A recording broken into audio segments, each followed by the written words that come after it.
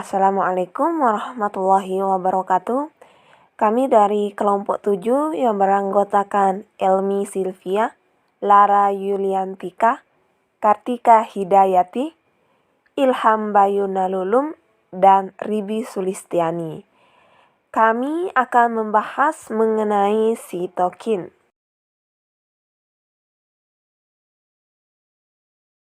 Yang pertama adalah dari definisi sitokin. Sitokin itu adalah golongan protein atau juga bisa dibilang golongan glikoprotein ataupun golongan polipeptida, yang dimana sitokin ini dapat larut dan dia juga dapat diproduksi oleh sel limfosit dan sel-sel lain. Adapun sel-sel lain yang dimaksud seperti makrofag, eosinofil, sel mas, dan sel endotel. Saya akan memberikan ilustrasi mengenai peran dari sitokin. Sitokin ini berperan dalam aktivitas sel-sel imun, baik non-spesifik maupun spesifik, yang dimana mengatur hematopoiesis maupun membantu terjadinya peradangan inflamasi. Sitokin pada sel-sel imun non-spesifik banyak dihasilkan oleh sel makrofag dan sel dendrit. Dan untuk sel-sel imun yang bersifat spesifik banyak diproduksi oleh sel-sel limfosit T. Sitokin dihasilkan oleh sel dan akan bekerja pada sel tersebut maupun sel-sel di sekitarnya, yaitu seperti sel target, dan akan menghasilkan efek tertentu dan sesuai seperti pada gambar di sini. Pada gambar ini terdapat sel produksi sitokin dan sel target. Sel produksi mengalami stimulus atau perangsangan sehingga menghasilkan sitokin. Hasil sitokin ini akan mengalami reseptor yang dibantu oleh signal menuju sel target yang memberikan efek.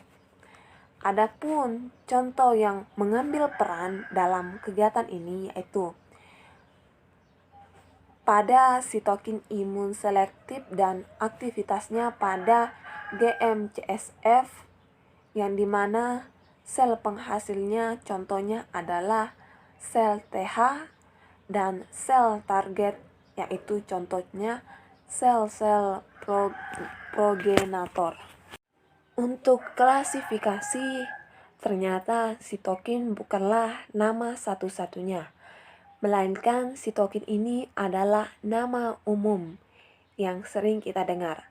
Namun, dia memiliki nama-nama khusus tergantung dia menghasilkan apa. Di sini terdapat 4 nama lain dari sitokin. Yang pertama itu limfokin, yaitu sitokin yang dihasilkan limfosit. Monokin, yaitu sitokin yang dihasilkan monosit. Komokin, yaitu sitokin dengan aktivitas komotaktik. Dan interleukin, di mana sitokin yang dihasilkan oleh suatu leukosit dan bereaksi pada leukosit lain. Intinya di sini, nama limfokin berasal dari limfosit yang dihasilkan oleh sitokin. Untuk monokin dari monosit yang merupakan penghasilan dari sitokin. Dan begitu pun untuk beberapanya. Sehingga penamaan ini tergantung dari apa yang dihasilkan oleh sitokin sendiri. Di sini saya akan menjelaskan jenis-jenis sitokin. Yang pertama, tumor necrosis factor atau TNF.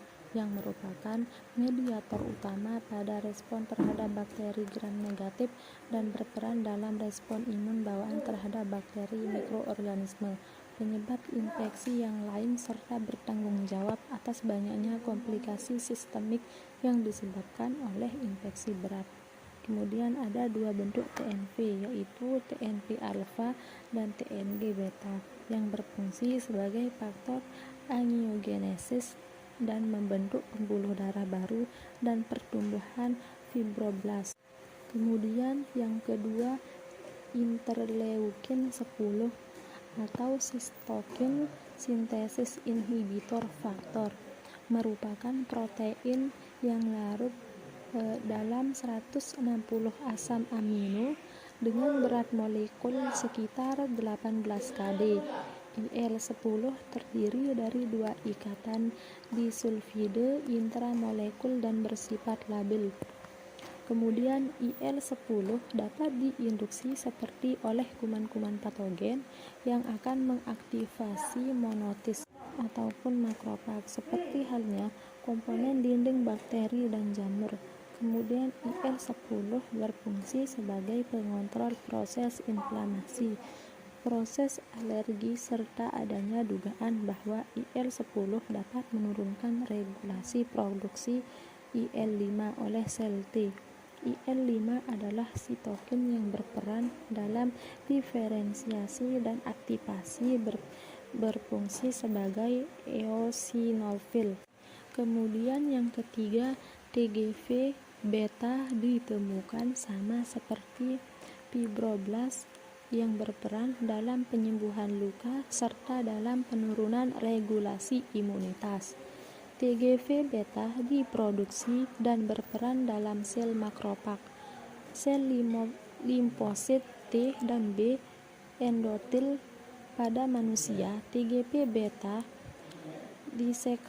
disekresi dengan 3 bentuk isofrom, yaitu TGV beta 1, TGV beta 2, dan TGV beta 3, yang dimana semuanya diproduksi karena peran gen yang berbeda.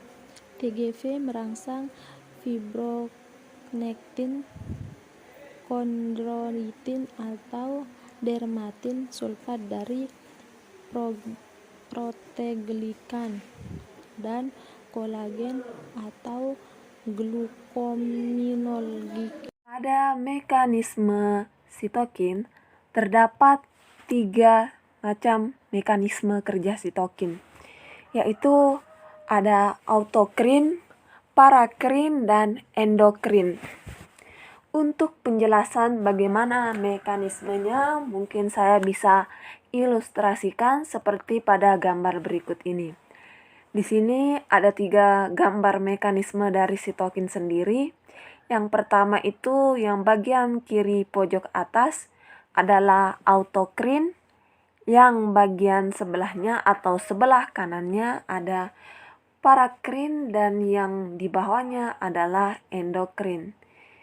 Kita masuk kepada penjelasan dari autokrin. Jadi autokrin ini cara kerjanya itu di mana yang dihasilkan akan bekerja sendiri terhadap yang memproduksinya. Ini dilihat yang merupakan hasilnya adalah yang warna merah, yaitu extracellular signal, yang keluar lalu ditarik atau diikat oleh reseptor itu sendiri untuk melakukan prosesnya. Selanjutnya yang kedua yaitu parakrin.